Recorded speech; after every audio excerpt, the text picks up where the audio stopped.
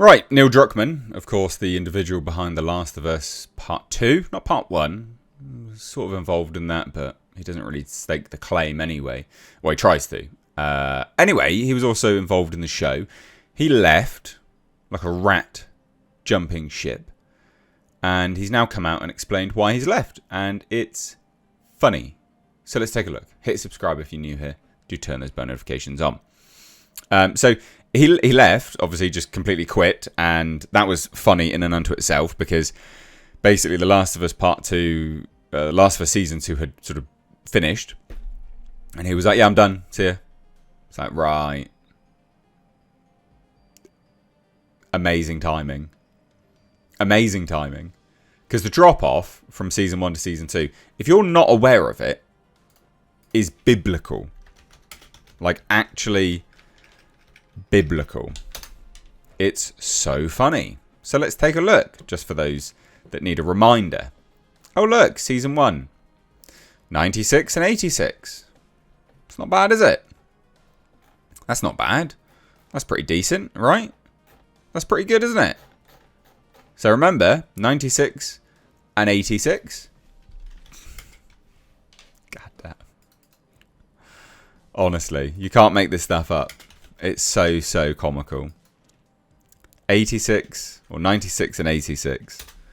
And then we come to Season 2.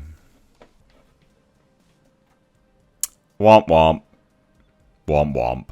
So he full-blown just jumped ship. That's all he was doing. He just jumped ship. So like I said, biblical drop-off. Everyone hated it because it doesn't matter whether you're a gamer or not.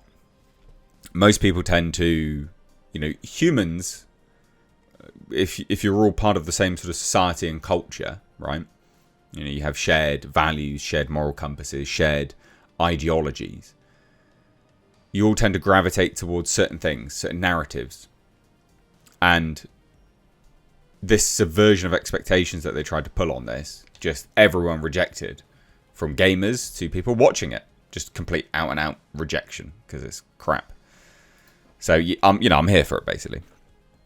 So now he's come out. Oh, this is what he said at the time, sorry. He said, I've made the difficult decision to step away from my creative involvement in The Last of Us on HBO. With work completed on Season 2, and before any meaningful work starts on Season 3, now is the right time for me to transition my complete focus to Naughty Dog and its future projects, including writing and directing our exciting next game, Intergalactic, The Heretic Prophet, along my responsibilities as studio head and head of creative. So that's basically what he said. Like, I'm just, co-creating the show. It's been a career highlight. It's been an honour to work alongside Craig Mazin to executive produce, direct and write on the last 2 seasons. Anyway, new interview with Variety, and he's like, our goals for the show, I had multiple goals. Some of them were selfish. You are just selfish. You are the epitome of a selfish, dysgenic, hippie freak. I wanted to elevate The Last of Us beyond the people that have played the game. Well, you failed there, didn't you, mate? Well, didn't really fail. You succeeded, but you succeeded in killing it because you were like, let's just do the same thing that everyone hated. Mental. Actually mental. There's that saying, isn't it? The definition of insanity is doing the same thing and expecting a different result. They knew that people hated the game. The Last of Us Season Part 2. They knew that everyone hated it. Not everyone. I'm speaking on a monolith. You have to on these times, on these topics. But you knew enough people hated it. And it was rejected. And he's like, let's just do the same thing. Because maybe it'll be different this time. No, mate. Tard. I felt like that story could find a bigger audience for people that will never play video games. Yeah, well, you did that, mate. You did that. Not very successfully, but you did that. Selfish prick. I wanted to elevate Naughty Dog. And PlayStation has been a home for me for 21 years now. And it's given me all the support to tell these wonderful stories. God, PlayStation, please, fire him. Fire him. And I wanted to elevate video games. You did not... It's like... I know you've got long hair and a beard, mate. But you're not games Jesus. Alright? What are you doing? Video game Jesus, Neil Druckmann here. Twat. It was such a crazy goal, but I wanted someone to watch this show and have no idea it was based on the video game and then be like, wait, that's based on a video game? hate so much. Hate so much. Anyway, then he just cries like a bitch. It was quite challenging to be as involved as co-showrunner on Season 1 and Season 2, whilst running a studio and working and directing and writing a game.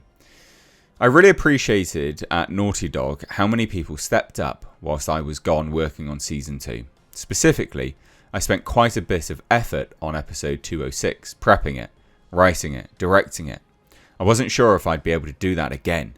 So I felt it around that period when we're wrapping up all the press and really about to get started with earnest in Season 3, there was a good time to reassess everything. What? What a weird... No, mate.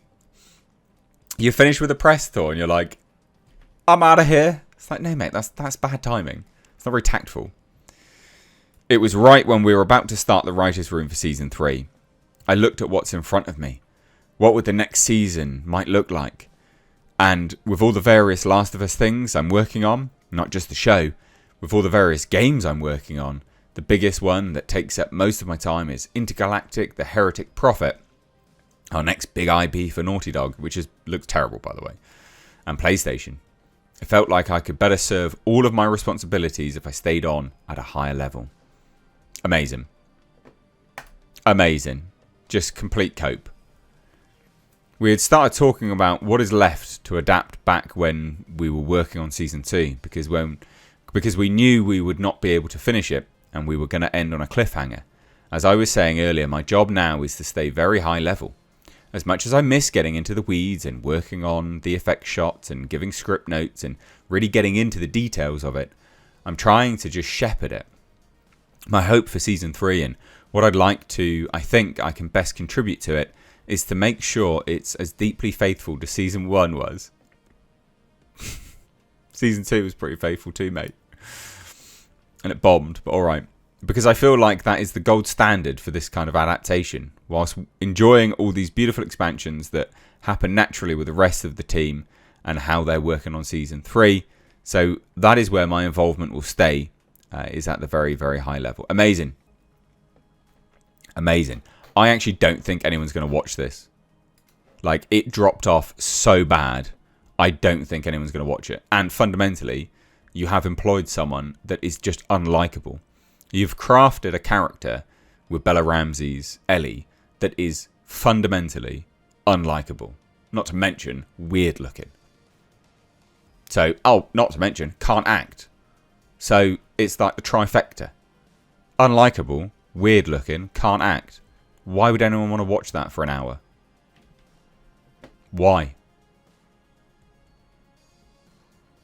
No one. No, it's done. Anyway, comical as hell. Off to destroy a game, I guess. Let me know your thoughts down below. Bye-bye now.